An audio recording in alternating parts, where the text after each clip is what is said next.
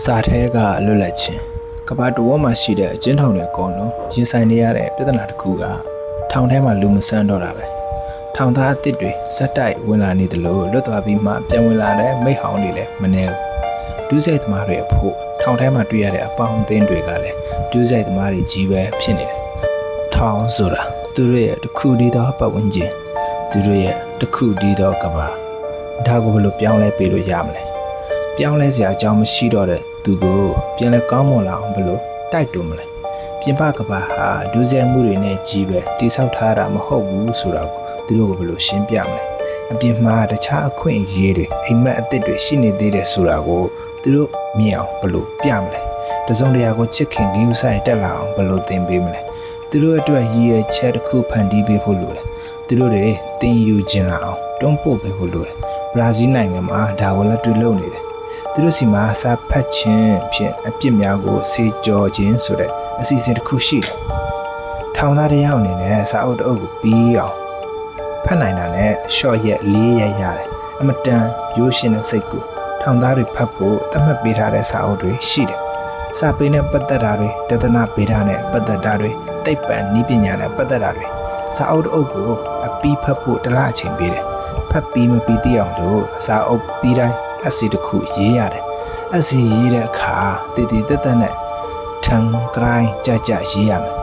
ထောင်သားတစ်ယောက်အနေနဲ့ဒီနှစ်ကိုစာအုပ်12အုပ်စာရှော့ရက်ယူဝင်ရှိတယ်ဒါဆိုရင်ဒီနှစ်ကို49ရက်ရှော့ရက်ရနိုင်တဲ့သဘောထောင်9နှစ်ကြာတဲ့သူဆိုပါစို့နှစ်တိုင်းစာမှန်မှန်ဖတ်သွားရုံနဲ့ရှော့ရက်တစ်နှစ်တောင်ခန်းစားခွင့်ရှိတယ်14နှစ်ကြာတဲ့သူဆိုရင်ရှော့ရက်2နှစ်ဒါစာအုပ်ဖတ်ဖို့ရည်ရွယ်ချက်တစ်ခုတိဆောက်ပေးလိုက်တာပဲထောင်ကမြင်မြင်လွတ်ကျင်တာစာများများဖတ်ဒါတည်းမကဘူးစာဖတ်နေရင်နဲ့စာအုပ်ထဲကအကြောင်းအရာတွေကိုလေ့လာရင်ဘဝနေနည်းတွေအများကြီးရှိပါလားဆိုတာကိုထောင်သားတွေနားလည်လာတယ်ဘုဒ္ဓတိုးဖို့စာဖတ်ရမယ်ဆိုတဲ့အကျင့်တစ်ခုရသွားတယ်ပြင်ပကမ္ဘာမှာတခြားအခွင့်အလမ်းတွေအများကြီးရှိနေသေးပါလားဆိုတာကိုသဘောပေါက်သွားတယ်အန်ဒရေကာဒီဆိုတဲ့ရှင်းနေကထောင်သားများအတွက်စာအုပ်အလှူဆိုတဲ့ foundation တစ်ခုကိုစီမံအုပ်ချုပ်နေတဲ့သူပြောတဲ့ဒီလိုစာဖတ်ခိုင်းလိုက်တော့ထောင်သားတစ်ယောက်အနေနဲ့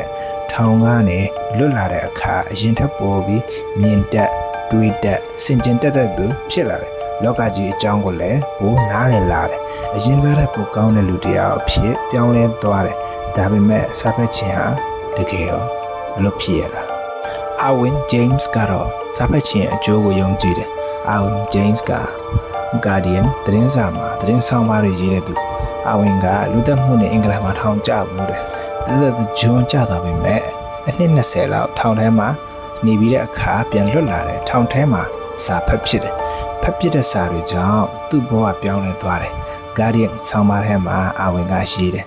ထောင်ထဲမှာဖတ်ခဲ့တဲ့စာအုပ်တွေကြောင့်ကျွန်တော်ရှော့ရက်တွေမရခဲ့ဘူးဒါပေမဲ့အဲ့ဒီစာအုပ်တွေကြောင့်ကျွန်တော်ပြန်ပြင်နိုင်ခဲ့တယ်မှားခဲ့တဲ့အမှားတွေတဲကနေကိုပြန်ဆွဲထုတ်နိုင်ခဲ့တယ်အဝင်းကိုပြောင်းလဲစေခဲ့တဲ့ကနဦးစာအုပ်တွေကထောင်နဲ့ပတ်သက်တဲ့စာအုပ်တွေဖြစ်နေတာထူတော့မထူဆန်းဘူးတိတ်ခါရှိသောထောင်သားများပြစ်မှုနဲ့ပြစ်တဲ့ Ivan Denisovich ရဲ့တနေ့တာစတဲ့စာအုပ်တွေအဲ့ဒီစာအုပ်တွေကိုဖတ်ပြီးအဝင်းသူ့ကိုယ်သူပြန်ပြင်ဆင်နိုင်သွားတယ်သူရောက်နေတဲ့အခြေအနေကိုသုံးသပ်တက်သွားတယ်စာအုပ်တွေကြောင့်သူ့အခြေအနေသူပြောင်းပြန်လှန်ဖို့နားလည်သွားတယ်အဲ့ဒီစာအုပ်တွေကြောင့်ပဲဒီထက်ပိုမိုကျယ်ပြန့်တဲ့စာပေတွေကိုသူဖတ်တတ်လာတယ်အခုဆိုရင်အာဝန်ဂျိမ်းစ်ဟာအယောင်ရဆုံးစည်ရင်ဝင်စာအုပ်2အုပ်ထုတ်ပြီးပြီ Guardian သတင်းစာမှာစာတွေဆက်ရေးနေသေးတဲ့အဖြစ်အလှူဒါနလုပ်ငန်းတွေမှာလည်းပါဝင်ကူညီနေပြီဒါတွေအားလုံးကထောင်ထဲမှာစာဖတ်ခဲ့တဲ့အကျိုးကျေးဇူးတွေလို့ပြောရင်မမှားပါဘူးထောင်တစ်ခုရဲ့ရည်ရွယ်ချက်ကလူတွေကိုပိတ်ထောင်ထားဖို့ပဲဆိုရင်တိတ်အကျိုးမရှိဘူးလူတွေရဲ့ခံယူချက်တွေကိုပြောင်းလဲပေးနိုင်ဖို့လည်းလိုတယ်